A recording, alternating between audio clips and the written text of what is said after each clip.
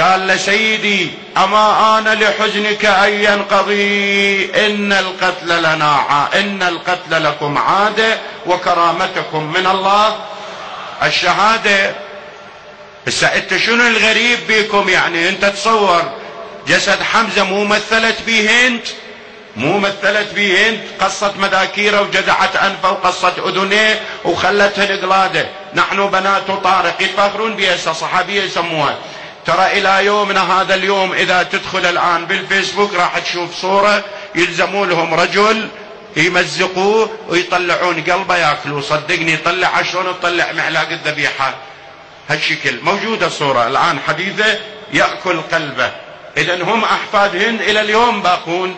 لكن مع هذا يقول له سيدي انتوا شنو اللي يضركم؟ إن القتل لكم عادة. التفت إليه قال شكر الله سعيك يا أبا حمزة، إن القتل لنا عادة وكرامتنا من الله الشهادة، ولكن هل رأت عينك أم سمعت أذنك أن علوية لنا سبيت قبل يوم عاشوراء؟